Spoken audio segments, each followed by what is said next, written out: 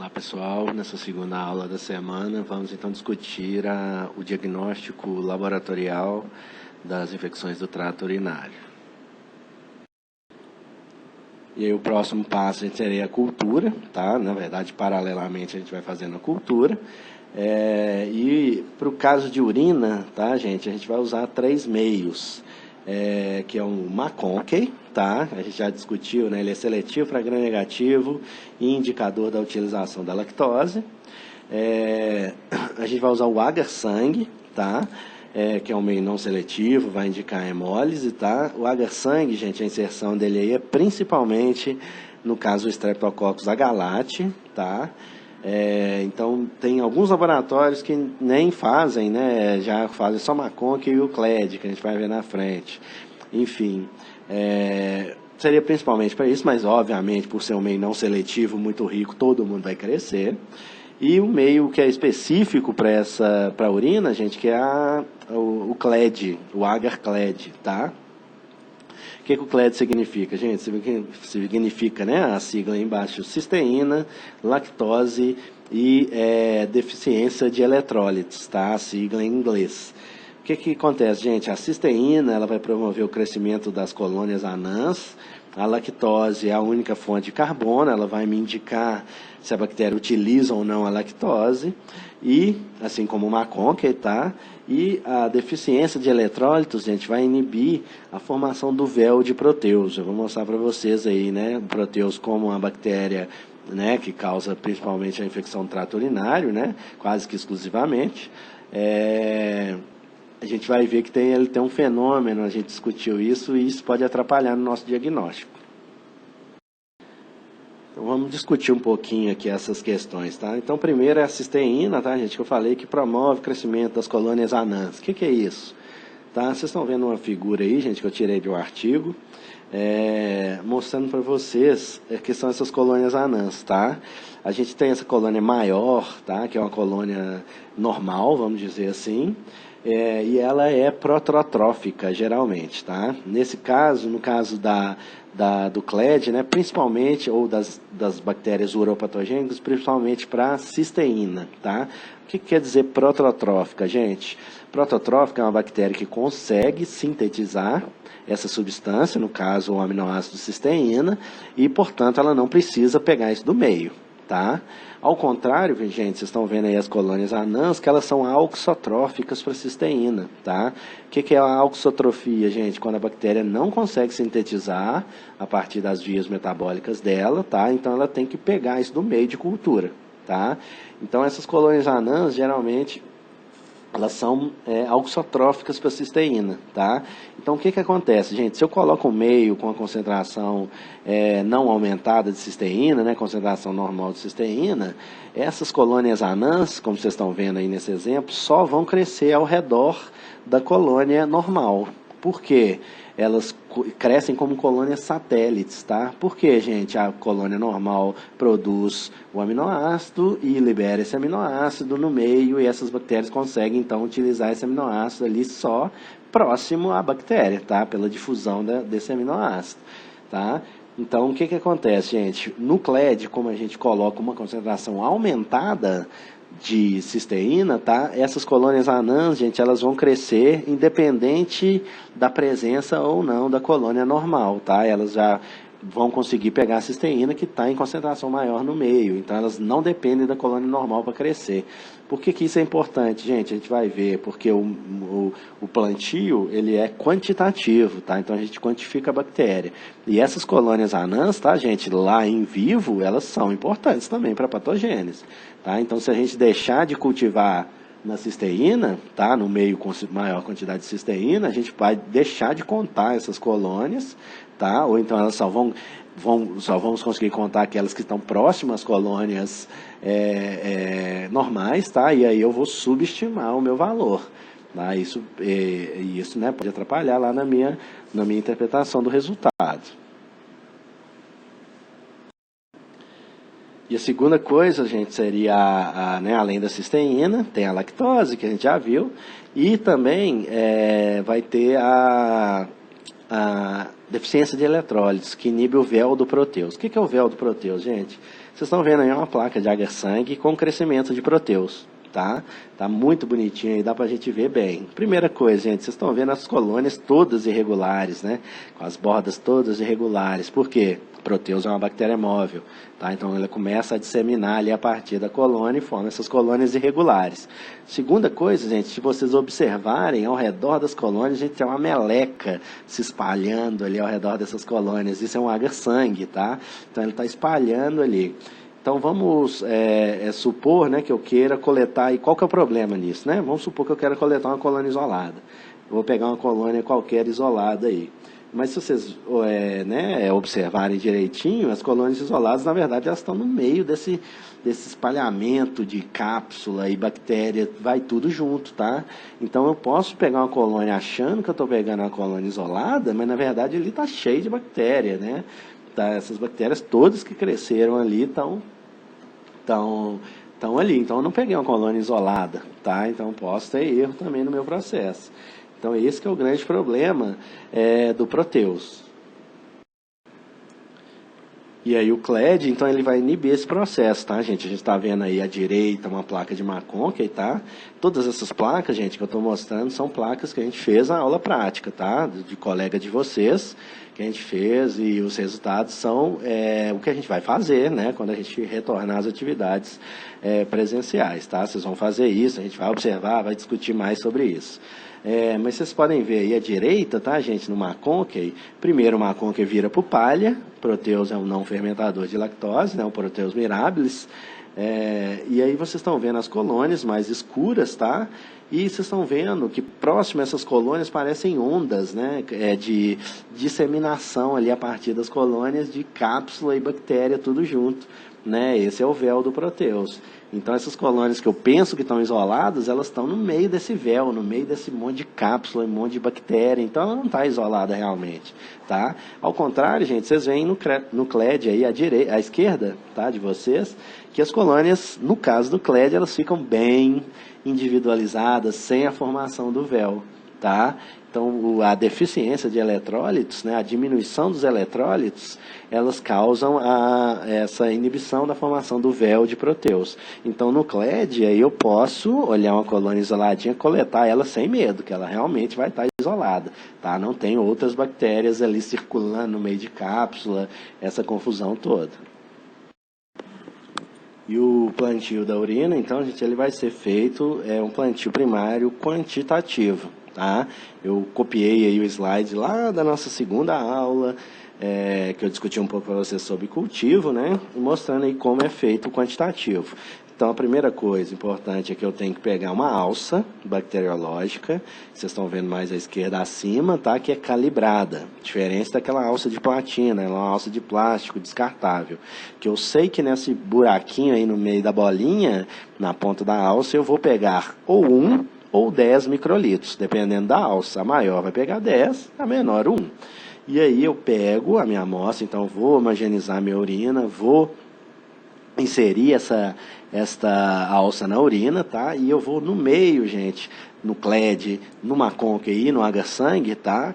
Eu vou fazer uma inóculo inicial vertical, gastando o meu inóculo. Então, eu vou deixar os meus 1 ou 10 microlitros ali em forma de uma linha vertical, tá?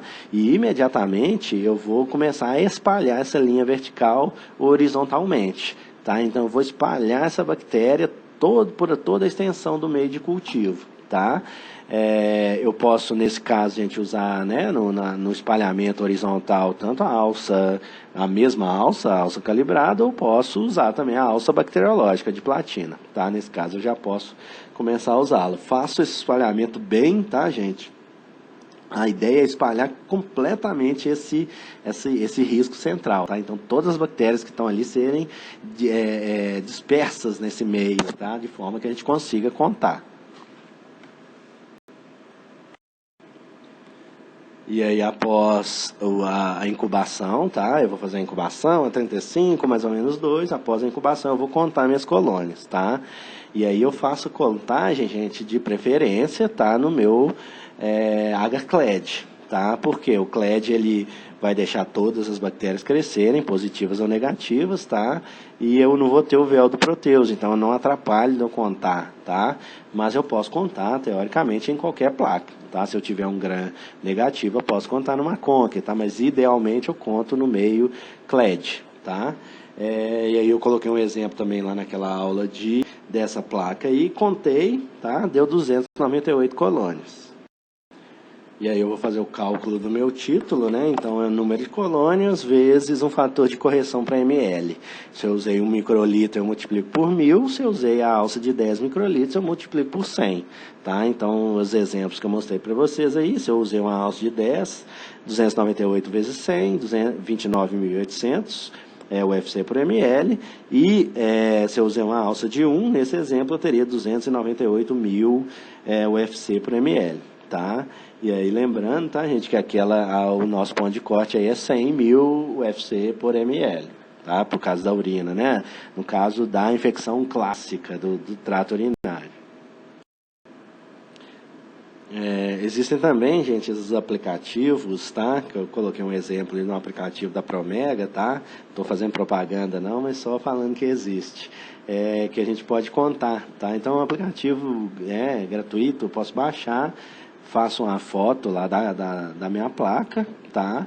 E aí o programinha mesmo conta para mim lá e me dá um número aí, nesse caso 295 colônias, tá? Eu tenho uma outra forma também, gente, além do cultivo tradicional, né? Tem esse laminocultivo, como vocês estão vendo aí. O laminocultivo, gente, ele é um meio de cultivo, né, que já vai estar dentro do tubo de coleta da urina, tá? Então eu vou pegar, vou abrir, né, essa tampa. Essa tampa então está ligada a esses meios aí que vocês estão vendo, né? Essas duas faixas aí verticais, tá? E o que está deitado lá na faixa vertical, isso é meio de cultura. Então eu vou mergulhar essa palheta, né, dentro da urina, tá? E depois vou pôr isso para cultivar, né, lá na estufa para crescer, tá? Como vocês estão vendo, gente, esse que está deitado, esse tubo está deitado, ele está com uma das faces viradas para a gente. Essa face virada é o CLED. E os que estão em pé, vocês estão vendo duas faixas, né? São dois meios diferentes, tá? Um é o meio McConkey e o outro um meio que a gente vai fazer um teste, né? De produção de indol, tá? Que é um teste que a gente viu lá nas enterobactérias, tá? Inclusive esse reativo de Covax, esse frasquinho tá aí à esquerda abaixo, tá? Ele vai ser pingado na bactéria para ver se ela produz o indol, tá? Vantagem, gente, do laminocultivo é que eu consigo fazer várias amostras numa escala menor, né? Caber dentro de uma estufa, né? Várias amostras, consigo colocar mais amostras sendo incubadas. Ele é mais fácil de realizar, eu só pego e mergulho isso na urina, tá? Então, principalmente para rotinas muito pesadas, laboratórios que recebem muitas amostras, esse laminocultivo ele é uma vantagem por isso, tá? Pelo pequeno tamanho e pela facilidade do inóculo. A desvantagem do laminocultivo, tá, gente, que ele é um semi-quantitativo, tá? Eu não vou conseguir quantificar tão precisamente como quando eu faço com a alça, tá? Mas ele já me dá uma ideia, principalmente, gente, o laminocultivo, ele já me dá uma ideia muito boa para eu descartar ou então confirmar uma hipótese de E. coli, tá? Então eu já consigo saber mais se é ou não é uma E. coli, né? Só de dar uma olhada assim, inicial nesse laminocultivo, tá? Lembrando que a E. coli vai crescer numa conca, a gente vai fermentar a lactose, ela vai produzir o indol, ela é produtora de indol, e com isso, né, eu vou conseguir saber que é uma bactéria gram-negativa, fermentadora de lactose, produtora de indol, já me dá um indício dentro da epidemiologia muito grande que é uma E. coli. E outro meio também, outros meios, né, que são utilizados, gente, são esses meios cromogênicos, tá? Que eu estou mostrando aí para vocês, a gente já tinha falado um pouco sobre isso, mas basicamente, gente, são meios de cultivo que contêm um coquetel de moléculas, né, de substâncias, tá? Que não inibem, né, o crescimento bacteriano, e aí, dependendo da espécie da bactéria, essa bactéria tem capacidade de degradar alguns dessas substâncias nesse coquetel. E a partir da degradação de alguma dessas substâncias, elas vão gerar cores diferentes no crescimento. Então, essa da esquerda aí vocês estão vendo, né, a pessoa fez um trabalho bonitinho ali, de escrever o nome das bactérias com a alça, né? Mas isso é o crescimento bacteriano mesmo, tá? Então, vocês estão vendo em cima, o E. coli fica rosa, uma Klebsiella vai ficar mais roxo, o Proteus vai ficar um amarelado, o Enterococcus um azulado, enfim, eu já consigo ter ideia pela cor da bactéria, tá? Então, ele já me, né, praticamente vai dar uma identificação bacteriana já no meio do cultivo primário, tá? E ao lado aí vocês estão vendo, gente, também, né, ele não é muito usado para urina, tá? É mais usado para a gente fazer o teste de gestantes portadoras ou não, de H-LAT, tá, gente? Mas aí eu estou mostrando um também que é usado, né, que é o agar cromogênico de Streptococcus do grupo B, tá? O H-LAT. E por que esse meio ele é bom, né, gente? Porque geralmente não, né, mas acontece, às vezes, de você fazer uma coleta, como eu falei, essa coleta deve ser feita lá no final da gestação, e às vezes você faz a coleta, isso vai para o laboratório ser analisado, nesse intervalo a gestante entra em trabalho de parto, tá? Então, muitas vezes você entra em trabalho de parto sem saber se ela tem ou não, né? Então, isso complica um pouco o manejo clínico lá. Então, com essa amostra, eu já tenho um resultado muito rápido. Eu não faço um plantio de um swab vaginal ou um swab retal, né, que são as regiões recomendadas, tá? E aí eu faço o cultivo. Se der a bactéria dessa cor, igual nesse meio aí, esse vermelho, né, essa cor de cobre aí, eu já sei que tem Streptococcus do grupo B e já coloca, né, já o médico já vai recomendar o tratamento para gestante, tá? Para eliminar esse estado de portador-são. Então, esses meios, gente, são muito utilizados, principalmente em laboratórios que têm muita amostra, né, muita rotina para... Então, aí, gente, eu fiz meus exames, tá? Então, vou interpretar o resultado que eu tive nos meus exames laboratoriais e sempre, muito importante, tá, gente? Sempre associando com os outros resultados lá da bioquímica, a fita, o sedimento e os achados clínicos, tá? A infecção que eu falei clássica, ela vai ter uma contagem maior do que 10/5, mas nem sempre eu preciso ter isso para ter um diagnóstico de infecção do trato urinário, tá? Como a gente vai ver aqui, tem algumas nuances. Então, se eu tenho, gente, no caso, né, se eu não tenho nenhum crescimento, né, nem no CLED, nem no MACONC, nem no H-sangue, tá? Provavelmente eu não tenho infecção do trato urinário. E caso eu tenha leucócitos ou sintomatologia, ou os dois juntos, tá, gente? Muito provavelmente eu vou ter um caso de uretrite, tá? Que pode ser causada principalmente, né, as duas mais prevalentes, né, a clamídia e a Neisseria gonorreia, tá? Então, nesse caso, são ISTs, tá? Não são infecções do trato urinário. Então, aí eu vou para outros meios, como a gente vai ver depois, tá? Outras possibilidades, gente. No caso do H-LAT, tá? Especificamente o Streptococcus H-LAT, a gente, independente da contagem, né, e da ausência ou presença de sintomas, a gente vai identificar a bactéria, confirmar a identidade e fazer um antibiograma, tá? A gente sabe, né, que ele tem uma relevância clínica muito grande para gestantes, independente da contagem.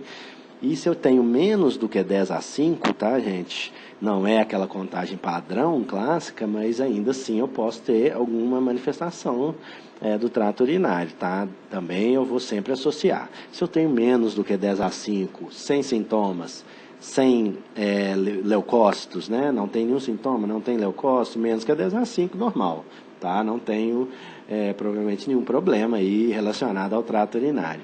Agora, se eu tenho sintomas, tenho leucócitos ou tenho os dois e tenho uma contagem menor do que 10/5, provavelmente eu tenho duas situações, ou um caso de uretrite, como a gente discutiu lá acima, tá? Ou então, que aí eu teria que utilizar outros meios, tá, gente? Ou então o indivíduo já começou a antibiótico terapia, e aí a carga bacteriana já caiu um pouco, tá? Então é importante sempre eu ter também essas informações clínicas, se ele começou a ser tratado, quando que foi, qual que foi a droga, enfim, isso também é importante para a nossa interpretação do resultado. E no caso de eu ter a contagem maior do que 10/5, tá, gente? Aí já é uma contagem significativa, tá? Já é sugestivo, na verdade, tá? E com a contagem maior do que 10/5, sem leucócitos, desculpa, e sem sintomas, tá? Sem nenhum dos dois, provavelmente eu tenho uma bacteriúria assintomática, que eu falei com vocês, é comum, principalmente em gestantes e idosos, tá? Nesse caso, gente, não é recomendado o tratamento, a não ser que a pessoa vá passar por um procedimento cirúrgico no trato geniturinário, tá? E aí, se eu tenho, então, leucócito, se eu tenho sintomatologia, né, um ou outro, ou os dois juntos, tá? Aí eu já tenho um indicativo muito bom de que eu tenho uma infecção do trato urinário. E aí eu vou sempre identificar aquela bactéria que eu achei ali, tá? Mesmo que eu ache 2 morfotipos, tá? Vou identificar os 2 morfotipos. Lembrando, né, e depois fazendo o antibiograma, tá? Então, gente, sempre, né, muito importante a gente combinar os resultados dos dados laboratoriais, da micro, da bioquímica com a clínica, tá? A interpretação não é tão direta assim, tá? Vai variar muito. E lembrando, gente, que varia também em relação à amostra, tá? Então, por exemplo, se eu tenho uma amostra de urina foi coletada suprapúbica, tá? Qualquer contagem que eu tiver é relevante clinicamente, porque eu já peguei direto da bexiga e, teoricamente, não tenho microbiota ali na bexiga, tá? Então, é muito importante a gente ter todo esse conjunto de dados, tá? Para fazer uma interpretação melhor dos nossos exames, tá? E aí, se eu vou fazer a identificação, tá, gente? Eu vou coletar uma colônia isolada, lembrar sempre uma colônia isolada, tá?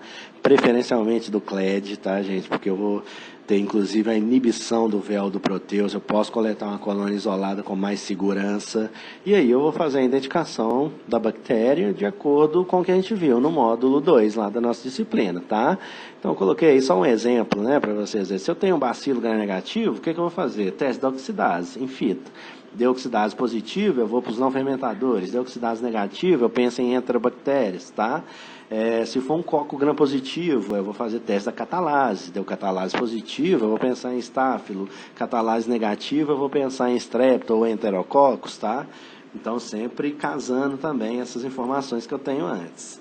E aí, então, eu não vou discutir aqui, porque a gente já discutiu isso lá, né, nas outras aulas, nas aulas anteriores. Eu tenho aqui um slide que eu coloquei aqui para vocês, gente, um tratamento empírico, tá?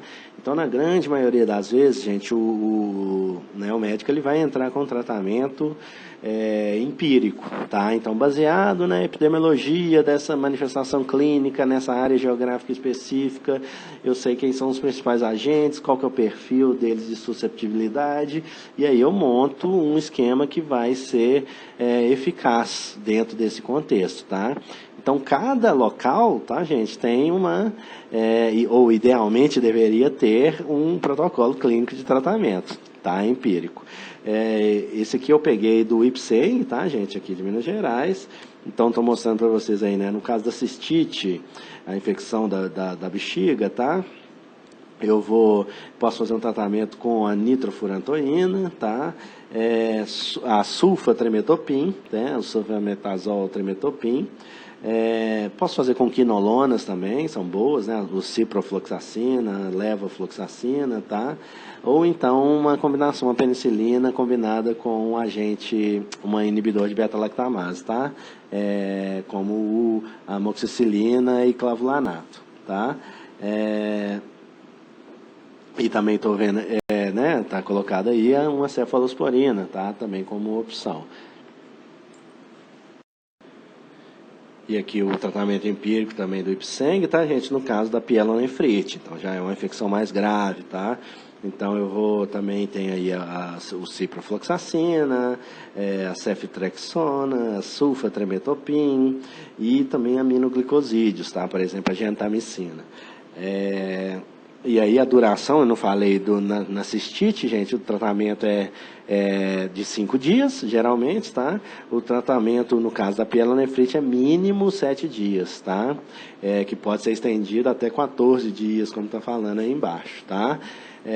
Isso é muito importante, tá, gente, esse tratamento, porque às vezes realmente você tem que entrar com um tratamento para evitar a piora do quadro do paciente, tá? Mas é muito importante, gente, que a gente faça, após fazer o antibiograma, que essa droga, esse tratamento seja adaptado para essa bactéria com esse perfil, tá? De susceptibilidade a antimicrobianos.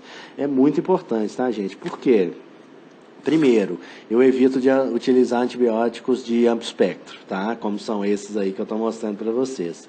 E aí eu evito ou diminuo, né, a velocidade do surgimento de linhagens resistentes, tá? Se eu estou tratando especificamente uma bactéria, eu não estou fazendo uma pressão seletiva ali, muito grande nas outras bactérias da microbiota, então não tem essa possibilidade, ou na verdade diminua a possibilidade, tá, de ter a resistência, tá, gente? E é muito importante também, por quê? Para a gente elaborar esses protocolos clínicos, tá?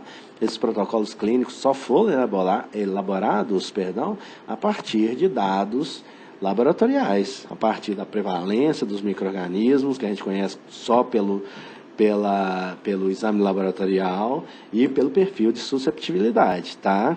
Então, muitos médicos, gente, não falam, mas eu vou fazer um exame, uma cultura para qualquer patógeno, né? Muitas vezes até os próprios planos de saúde, né, inibem o médico a pedir a cultura, geralmente só para pedir o GRAM e tal. E isso é muito importante que seja feito, tá, gente? Isso é muito importante que a gente, como profissionais de saúde, né, da área da laboratorial, né, enfatize sempre essa importância de fazer esses exames, tá? Embora a gente tenha o tratamento empírico, obviamente, é importante a gente, logo depois que tiver o antibiograma, direcionar o tratamento para esse patógeno específico. E aqui nesse slide eu vou mostrando para vocês alguns exemplos de laudo final, tá, gente? O laudo, ele vai ser, né, cada laboratório ele pode estabelecer um formato, né, diferente de laudo, tá, gente? Mas o que é importante, o que é essencial conter no meu laudo? Primeiro, qual que é a amostra clínica, né? Nós vimos que tem muita diferença na interpretação. Se eu estou tratando com uma urina de jato médio, se eu estou tratando uma urina de qualquer jato, ou se eu estou falando de uma suprapúbica, tá? Então é essencial que tenha qual amostra clínica foi analisada, tá? E depois eu vou dar o meu resultado. E aí eu coloquei 3 exemplos para vocês aí, né? No primeiro exemplo seria um resultado negativo, então eu vou falar cultura negativa ou não houve crescimento de uropatógenos na amostra analisada. Um segundo exemplo, quando eu tive aí um crescimento maior do que 100 mil, aí eu coloco maior do que 100 mil FC por ml de Klebsiella pneumoniae, tá? Se eu estou contando, quantificando, eu já vi que isso vai passar de 100 mil, o UFC eu não preciso ficar contando até o final, colocar lá no laudo, né? Eu tenho 255.132 UFC por ml, tá? Passou dos 100 mil, eu já passei do meu ponto de corte significativo, tá? Então eu não preciso falar, falo só que é acima de 100 mil, tá? E no terceiro caso, gente, eu coloquei um exemplo de um resultado que eu tenho um crescimento acima de 100 mil, porém, eu observei vários morfotipos em uma proporção igual de morfotipos no grano, no crescimento, o que foi sugestivo para mim de contaminação da amostra. Então, eu coloco uma observação, houve crescimento acima de 100 mil, porém, eu observei crescimento de mais de um morfotipo, condizente, né, ou sugestivo de uma contaminação da amostra com microbiota da uretra. Tá? E aí fica a critério do médico, né, realizar uma outra coleta, pedir uma nova amostra, enfim, tá? Cabe a gente fazer essa observação, tá? De que é sugestivo de uma contaminação.